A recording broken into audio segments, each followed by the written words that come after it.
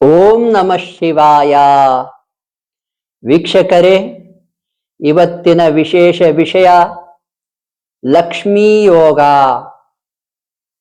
ನೋಡಿ, ಎಲ್ಲರಿಗೂ ಆರ್ಥಿಕ ತೊಂದರೆ ಇರುವುದರಿಂದ ಆರ್ಥಿಕ ಲಾಭ ಮಾಡ್ಕೊಳ್ಳಿಕ್ಕೆ ಏನ್ ಮಾಡ್ಬೇಕಂತ ತಿಳಿಸ್ತೇನೆ. ಅದಕ್ಕಿಂತ ಮುಂಚೆ ಜ್ಯೋತಿಷ್ಯ ಜೈ ಹೋ ಯೂಟ್ಯೂಬ್ ಚಾನಲ್ಗೆ ಸ್ವಾಗತ. ನಮ್ಮ ಯೂಟ್ಯೂಬ್ ಚಾನಲ್ಗೆ ನಿಮ್ಮ ಆಶೀರ್ವಾದ ಪ್ರೋತ್ಸಾಹ ಹೀಗೆ ಇರಲಿ. ನಿಮ್ಮೆಲ್ಲರಿಗೂ ಧನ್ಯವಾದಗಳು. ನಮ್ಮ ವಿಡಿಯೋ ಇಷ್ಟವಾಗಿದ್ದರೆ ಓಂ ನಮಃ ಶಿವಾಯ ಅಂತ ಕಾಮೆಂಟ್ ಮಾಡಿ, ಅಥವಾ ಜೈ ಶ್ರೀರಾಮ್ ಅಂತ ಕಾಮೆಂಟ್ ಮಾಡಿ. ಧನ್ಯವಾದಗಳು. ನೋಡಿ, ಆರ್ಥಿಕ ಲಾಭದ ವಿಷಯ ತಿಳಿಸ್ತಾ ಇದ್ದೆ. ಒಂದು ಜಾತಕದಲ್ಲಿ ಅಂದ್ರೆ ಕುಂಡಲಿಯಲ್ಲಿ ಲಗ್ನ ಅಂತ ನೋಡಿದಾಗ, ನೀವು ಹುಟ್ಟಿದ ಸಮಯವನ್ನ ಲಗ್ನ ಅಂತ ಕರಿತೇವಲ್ವಾ, ಆ ಲಗ್ನವನ್ನು ನೋಡಿದಾಗ, ಲಗ್ನ ಅಂದರೆ ನೀವು, ಲಗ್ನದಿಂದ ಎರಡನೇ ಮನೆ ಆರ್ಥಿಕ ವ್ಯವಸ್ಥೆಯನ್ನ ತಿಳಿಸ್ತದೆ, ಧನಲಾಭವನ್ನು ತಿಳಿಸ್ತದೆ, ದುಡ್ಡು ಎಷ್ಟು ಒಳಹರಿವಿರುತ್ತದೆ ಅಂತ ತಿಳಿಸ್ತದೆ. ಅಂದ ಮೇಲೆ ಈ ಎರಡನೇ ಮನೆಯನ್ನ ಅಭಿವೃದ್ಧಿ ಮಾಡ್ಕೋಬೇಕು, ಶಕ್ತಪಡಿಸ್ಬೇಕು, ಬಲಪಡಿಸ್ಬೇಕು. ಆಗ ನಿಮ್ಮ ಆರ್ಥಿಕ ಸ್ಥಿತಿ ತುಂಬಾ ಉತ್ತಮವಾಗುತ್ತದೆ. ನೋಡಿ, ಜಾತಕದಲ್ಲಿ ಎರಡನೇ ಮನೆ ಮತ್ತು 11ನೇ ಮನೆ, ಈ ಎರಡೂ ಮನೆಗಳು ಆರ್ಥಿಕ ವ್ಯವಸ್ಥೆಯನ್ನ ತಿಳಿಸ್ತಾ ಇರುತ್ತೆ. ಈ ಎರಡೂ ಮನೆಯನ್ನ ಸತ್ವಯುತಗೊಳಿಸಿದಾಗ ದುಡ್ಡಿನ ಒಳಹರಿವು ಹೆಚ್ಚಾಗ್ತದೆ, ನಿಮ್ಮ ಕೈಯಲ್ಲಿ ದುಡ್ಡು ನಿಂತ್ಕೊಳ್ತದೆ. ಆದ್ದರಿಂದ ಇದಕ್ಕೇನ್ ಮಾಡ್ಬೇಕಪ್ಪ ಅಂತಂದ್ರೆ, ಲಗ್ನದಿಂದ ಎರಡನೇ ಮನೆಯನ್ನ ಹೆಚ್ಚು ಬಲಪಡಿಸಿಕೊಳ್ಳಬೇಕು. ಹೇಗಪ್ಪ ಅಂದ್ರೆ, ಮೊದಲಿನಿಂದ ತಿಳಿಸ್ಬಿಡ್ತೇನೆ. ನೋಡಿ, 12 ರಾಶಿಗಳಿದಾವಲ್ಲ, ಹಾಗೆ 12 ಲಗ್ನಗಳಿದ್ದಾವೆ. ನೀವು ಮೇಷ ಲಗ್ನದಲ್ಲಿ ಹುಟ್ಟಿದ್ದರೆ, ನೋಡಿ, ಮೇಷ ರಾಶಿ ಅಲ್ಲ, ಮೇಷ ಲಗ್ನ. ನಿಮ್ಮ ಶಾಸ್ತ್ರಿಗಳನ್ನ ಕೇಳ್ಕೊಂಡು ನಿಮ್ಮ ಲಗ್ನ ಯಾವುದು ಅಂತ ತಿಳ್ಕೊಳ್ಳಿ. ನೀವು ಮೇಷ ಲಗ್ನದಲ್ಲಿ ಹುಟ್ಟಿದ್ದರೆ ನಿಮ್ಮ ಎರಡನೇ ಮನೆ ಅಧಿಪತಿ ಬಂದ್ಬಿಟ್ಟು ಶುಕ್ರ ಗ್ರಹವಾಗಿರುತ್ತದೆ. ಈ ಶುಕ್ರ ಗ್ರಹವನ್ನು ಆಕ್ಟಿವೇಟ್ ಮಾಡ್ಕೋಬೇಕು, ಹೈಲಿ ರಿಚಾರ್ಜ್ ಮಾಡ್ಕೋಬೇಕು ಅಂತಂದ್ರೆ, ಶುಕ್ರವಾರ ನೀವು ಒಂದು ತಾಯಿಯ ಗುಡಿಗೆ, ಆದಿಶಕ್ತಿಯ ಗುಡಿಗೆ ನೀವು ಹೋಗ್ಬೇಕಾಗ್ತದೆ. ಅದು ಕೂಡ ಸಾಯಂಕಾಲದ ನಂತರ. ಮಹಾಲಕ್ಷ್ಮಿಯ ಧ್ಯಾನವನ್ನು ಮಾಡಬೇಕಾಗ್ತದೆ. ಹೀಗೆ ಮಾಡೋದ್ರಿಂದ ನಿಮ್ಮ ಎರಡನೇ ಮನೆ ತುಂಬಾ ಆಕ್ಟಿವೇಟ್ ಆಗ್ತದೆ. ಆಗ ನಿಮಗೆ ದುಡ್ಡಿನ ಒಳಹರಿವು ಮತ್ತು ನಿಮ್ಮ ಕೈಯಲ್ಲಿ ದುಡ್ಡು ಉಳಿಯುವುದು ಹೆಚ್ಚಾಗ್ತದೆ. ಹಾಗೆಯೇ ಎರಡನೇ ಲಗ್ನ ತಿಳಿಸ್ತಿದೆ ನೋಡಿ. ಈಗ ಎರಡನೇ ಲಗ್ನ ಯಾವ್ದಪ್ಪ ಅಂದ್ರೆ ಋಷಭ ಲಗ್ನ. ಋಷಭ ಲಗ್ನದಿಂದ ಎರಡನೇ ಮನೆ ಮಿಥುನ ರಾಶಿಯಾಗಿರ್ತದೆ. ಈ ಮಿಥುನ ರಾಶಿಗೆ ಅಧಿಪತಿ ಬಂದ್ಬಿಟ್ಟು ಬುಧ ಆಗಿರುವುದರಿಂದ, ನೋಡಿ, ಋಷಭ ಲಗ್ನದಲ್ಲಿ ಹುಟ್ಟಿದವರು ಬುಧ ಅಂದ್ರೆ ಬುಧವಾರ ಶ್ರೀಮನ್ನಾರಾಯಣನ ದೇವಸ್ಥಾನಕ್ಕೆ ಸಾಯಂಕಾಲ ಹೋಗತಕ್ಕದ್ದು.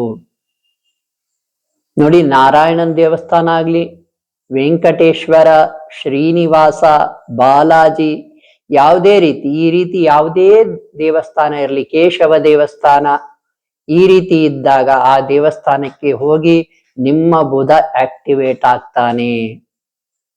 ಮತ್ತು ಮೂರನೇ ಲಗ್ನ ಮಿಥುನ ಲಗ್ನದಲ್ಲಿ ಹುಟ್ಟಿದವರು, ಅವರ ಎರಡನೇ ಮನೆ ಅಧಿಪತಿ ಬಂದ್ಬಿಟ್ಟು ಚಂದ್ರ. ಚಂದ್ರನನ್ನು ಹೇಗಪ್ಪ ಅಂದ್ರೆ ವಿಶೇಷವಾಗಿದೆ ನೋಡಿ. ಯಾರಿಗೆ ಚಂದ್ರ ಆಕ್ಟಿವೇಟ್ ಆಗ್ಬೇಕು, ಹುಣ್ಣಿಮೆ ದಿನದಂದು ಚಂದ್ರನನ್ನು ವಿಶೇಷವಾಗಿ ಧ್ಯಾನಿಸಿ. ವಿಶೇಷವಾಗಿ ಓಂ ಸೋಮಾಯ ನಮಃ ಅಥವಾ ಓಂ ಚಂದ್ರಾಯ ನಮಃ ಅಂತ ಧ್ಯಾನ ಮಾಡಿ. ಆಮೇಲೆ ಇನ್ನೊಂದು ಸಣ್ಣ ವಿಷಯ ಹೇಳ್ತೇನೆ. ಮನೆಯಲ್ಲಿ ನೀರನ್ನು ಹೆಚ್ಚು ಬಳಸಬೇಡಿ, ಪೋಲು ಮಾಡಬೇಡಿ. ಯಾರ ಮನೆಯಲ್ಲಿ ನೀರು ಹೆಚ್ಚು ಪೋಲಾಗ್ತಾ ಇದೆ ಅವರಿಗೆ ಚಂದ್ರ ಚೆನ್ನಾಗಿ ಇರುವುದಿಲ್ಲ. ಈ ಚಂದ್ರನನ್ನ ಹುಣ್ಣಿಮೆ ದಿನದನ್ನ ಧ್ಯಾನಿಸ್ಬಿಟ್ಟು ಅಥವಾ ಸೋಮವಾರದಂದು ಶಿವನ ದೇವಸ್ಥಾನಕ್ಕಾದರೂ ಹೋಗಿ, ಕೃಷ್ಣನ ದೇವಸ್ಥಾನಕ್ಕಾದರೂ ಹೋಗಿ, ಅಥವಾ ಪಾರ್ವತಿ ದೇವಸ್ಥಾನಕ್ಕಾದರೂ ಹೋಗಿ ಹೀಗೆ ಮಾಡುವುದರಿಂದ ಚಂದ್ರ ಆಕ್ಟಿವೇಟ್ ಆಗ್ತಾನೆ. ನೋಡಿ, ಬಹಳ ಪುಣ್ಯ ಮಾಡಿದ್ದೇವೆ ನಾವು ಕರ್ನಾಟಕದ ಜನತೆ. ಚಂದ್ರನನ್ನ ಅತ್ಯಂತ ಶಕ್ತಿಗೊಳಿಸ್ಬೇಕಂದ್ರೆ ನಾವು ಉಡುಪಿ ಕ್ಷೇತ್ರಕ್ಕೆ ಹೋಗಬೇಕು. ಶ್ರೀಕೃಷ್ಣನ ದರ್ಶನ ಮಾಡಿಬಿಟ್ಟು ಸೋಮವಾರದಂದು ರಾತ್ರಿ ಅಲ್ಲೇ ಸನ್ನಿಧಾನದಲ್ಲಿಯೇ ತಂಗಿದ್ದರೆ ಚಂದ್ರ ತುಂಬಾ ಆಕ್ಟಿವೇಟ್ ಆಗ್ತಾನೆ. ಹಾಗೆ 4ನೇ ಲಗ್ನ ತಿಳಿಸ್ತೇನೆ. 4ನೇ ಲಗ್ನ ಕಟಕ ಲಗ್ನ.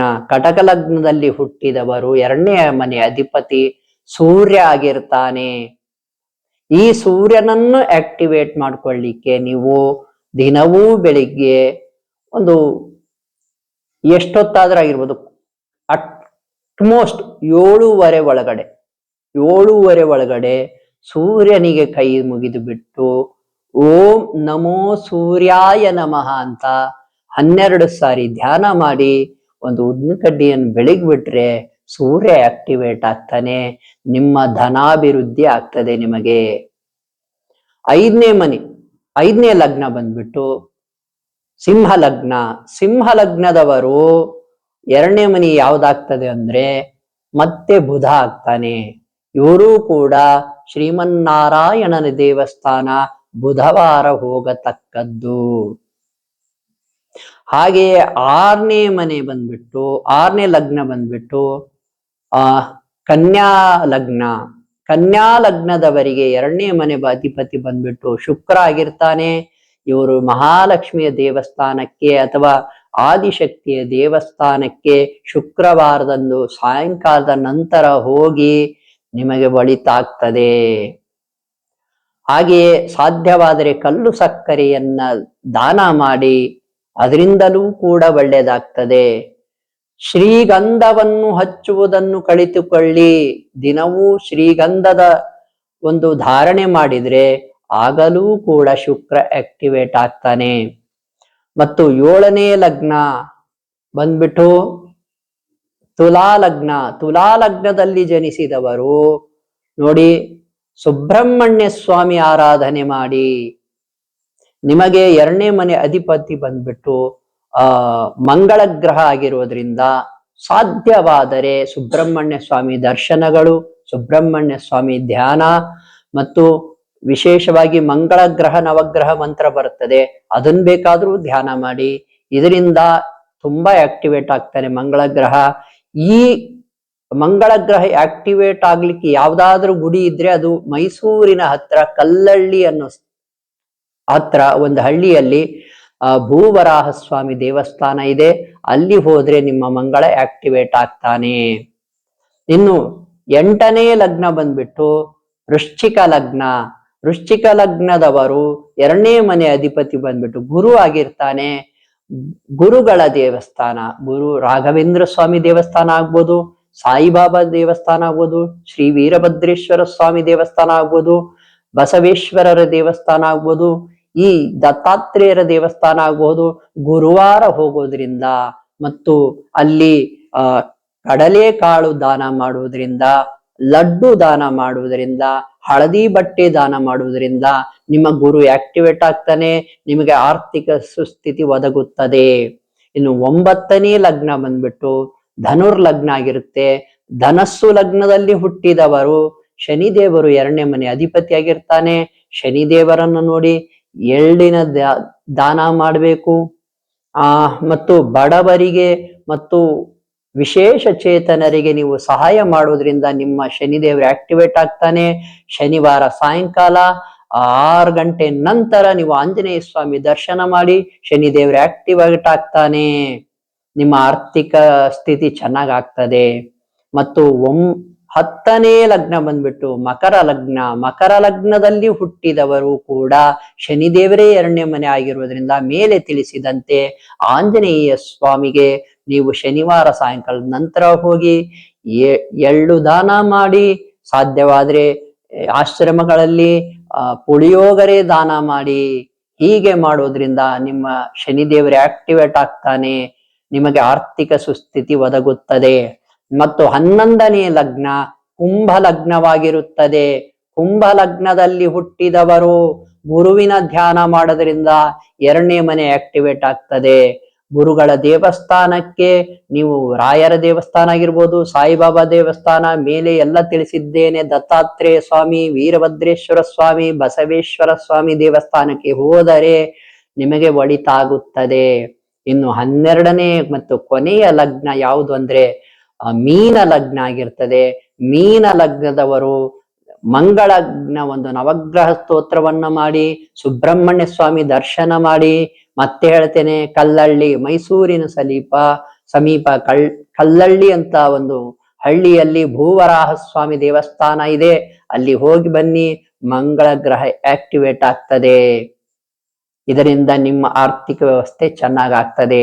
ನೋಡಿ, ಎಲ್ಲರೂ ಕೂಡ ಯಾವ್ಯಾವ ಗ್ರಹವನ್ನ ತಿಳಿಸಿದ್ದೇನೆ, ಆಯಾ ಗ್ರಹದ ನವಗ್ರಹ ಸ್ತೋತ್ರವನ್ನು ಮಾಡುವುದರಿಂದ ನಿಮ್ಮ ಲಗ್ನದಿಂದ 2ನೇ ಮನೆ ಯಾವುದಂತ ತಿಳ್ಕೊಂಡ್ಬಿಟ್ಟು ಆ ಗ್ರಹದ ಒಂದು ನವಗ್ರಹ ಸ್ತೋತ್ರ ಮಾಡೋದ್ರಿಂದ ಆ ಗ್ರಹದ ಅಧಿಪತಿಯಾಗಿರೋ ದೇವರ ಒಂದು ದರ್ಶನದಿಂದ ನಿಮಗೆ 2ನೇ ಮನೆ ಆಕ್ಟಿವೇಟ್ ಆಗ್ತದೆ.